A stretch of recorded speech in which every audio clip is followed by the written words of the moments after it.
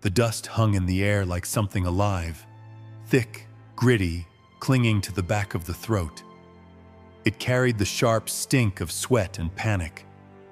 Then came the sound, hooves pounding closer, thousands of them, a relentless drum that made the ground tremble underfoot. Screams followed. High, sharp, tearing through the haze, rising from the heart of the city where the gates had just given way. In narrow alleys, women grabbed at one another, silk sleeves ripping as they ran, eyes wild, breath ragged.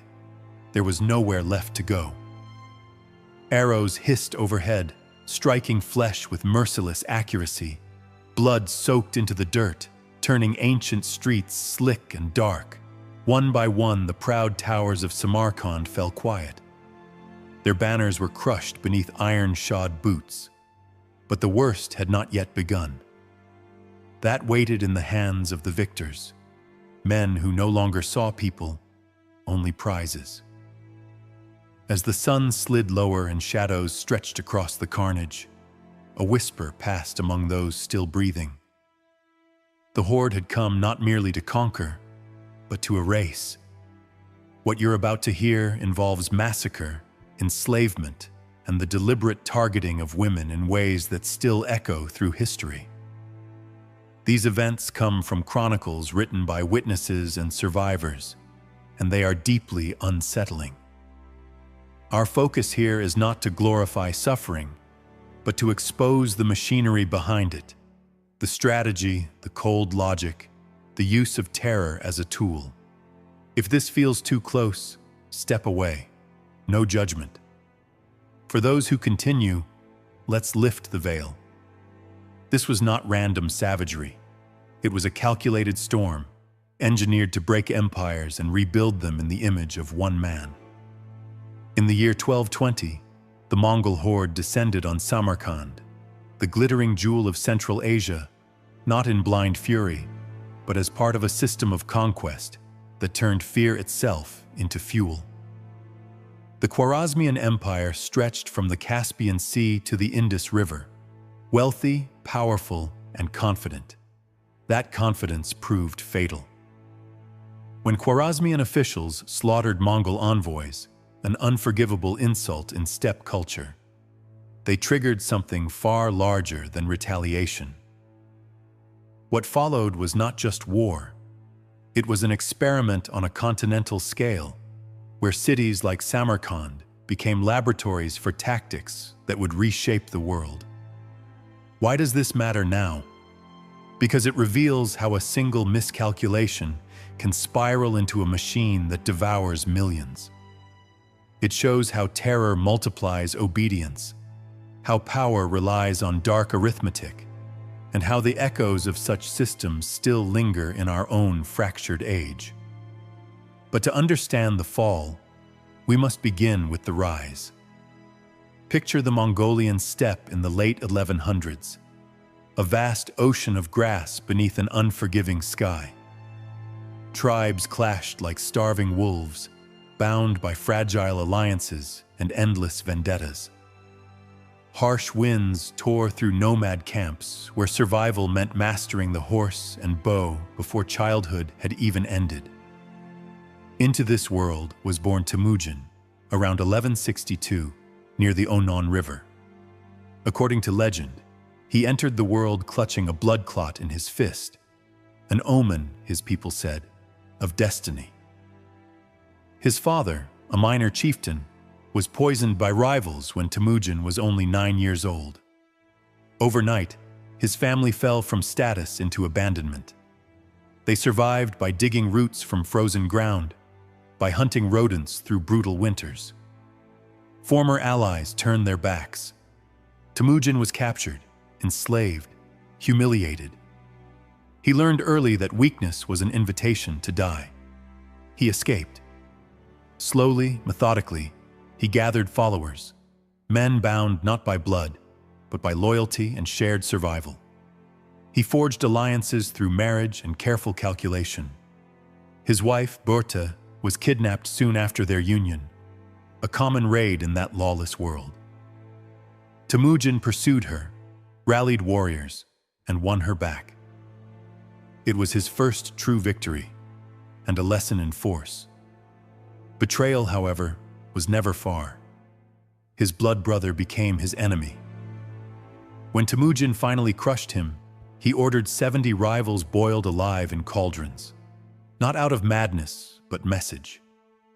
On the steppe, cruelty was communication: unite or be erased. By 1206, Temujin had subdued the warring tribes. At a great assembly beside the Karate River, they proclaimed him Genghis Khan, universal ruler. What followed was revolutionary. He reorganized society as if it were a single army. People were divided into units of tens, hundreds, and thousands. Merit mattered more than lineage. A shepherd could become a general. A noble could be reduced to nothing. Spies moved silently through the ranks, enforcing loyalty. Horses were bred for endurance. Arrows were designed to punch through armor. Conquered enemies were not wasted. They were absorbed, their skills repurposed. This was not chaos. It was innovation. A mobile war machine powered by plunder, discipline, and promise. At its core was a simple rule: submit and live, resist and vanish. Genghis Khan turned his gaze outward. First came the Xixia and Jin dynasties of China. Cities fell.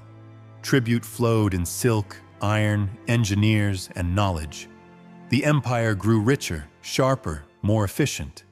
But one event ignited something darker.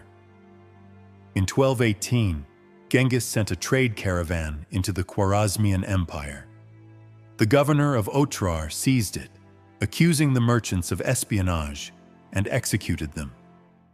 Genghis demanded justice. The Shah, Muhammad II, responded by beheading the Mongol envoy and sending the shaved head back. It was a declaration of contempt. Genghis Khan answered with mobilization. More than 100,000 riders assembled. The steppe had birthed a storm, and now it rolled west. That autumn, Genghis split his forces, a move that baffled enemies accustomed to slow, centralized armies. Otrar was besieged first. After months, the traitorous governor was captured. Molten silver was poured into his eyes and ears, a symbolic end. Then the horde fanned outward, striking multiple cities at once, tearing the Shah's defenses apart.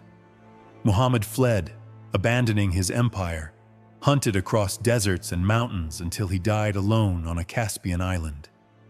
His son, Jalal ad-Din, tried to rally resistance, but the machine had momentum. The Mongol system thrived on speed and deception. Feigned retreats lured enemies into traps. Siege engines, built by captured craftsmen, hurled fire and stone. Psychological warfare magnified the terror. Rumors arrived before the armies did. By early 1220, the road to Samarkand lay open. The city stood as a symbol of Khwarezmian greatness. Towering minarets, bustling bazaars, a crossroads of the world. Moats and walls protected it, along with more than 100,000 defenders. Turks, Persians, mercenaries from across the empire. Life inside continued. Merchants argued over spices. Children played in the shade of madrasas. Among them was Aisha, the daughter of a scholar, barely 20 years old. She had eyes like polished onyx and a mind shaped by poetry and astronomy. She spent her days helping her father, Rahman, in the library, copying ancient texts by lamplight. To her, Samarkand felt eternal, but refugees brought whispers, cities erased, rivers clogged with corpses. The Shah promised reinforcements. None came. Then, one morning, scouts spotted dust clouds on the horizon. The horde had arrived. Genghis Khan encircled the city, his riders closing like a living noose. Catapults thundered day and night. Inside the walls, panic spread. The garrison argued in hushed voices, fight or surrender. Rahman, old and learned, urged submission. "These are not men," he said quietly. "They are a force of nature." On the third day, a sortie charged out and was annihilated in a storm of arrows. By the fifth, despair prevailed.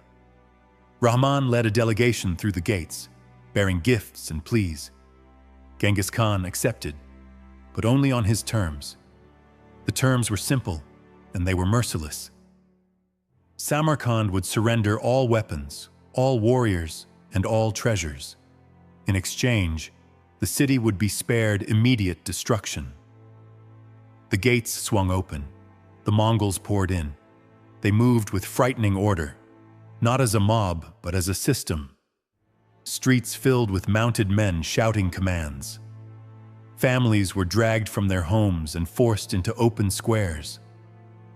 Aisha watched from a rooftop as the city she had known dissolved into organized chaos. Men were pulled to one side, women and children to the other. No explanations, no hesitation. This was the moment of judgment. Not steel against steel, but lives weighed for usefulness. The order came quickly. Genghis Khan commanded the complete disarmament of the garrison. Once the soldiers were stripped of weapons, they were marched outside the walls. By the end of the afternoon, nearly 30,000 had been executed, throats cut, bodies stacked. A grim monument to resistance rose beyond the city gates. Civilians fared little better. Artisans, engineers, and scholars were spared, not out of mercy, but value. They were chained and marched east to serve the expanding empire. The rest of the population faced division. Women, especially the young and untouched, were claimed as spoils. Aisha was seized in the crush, torn from her father as his voice disappeared beneath the screams. The Mongols did not act randomly. Quotas were enforced. Each warrior received an allotted share. This was not desire, it was policy. A mechanism to reward loyalty, fracture conquered bloodlines, and annihilate the will to resist. Rahman survived because of his knowledge. He watched, powerless, as his daughter vanished into the sprawl of the Mongol camps. Chroniclers would later argue over numbers, but many accounts suggest thousands of women suffered the same fate. Their lives repurposed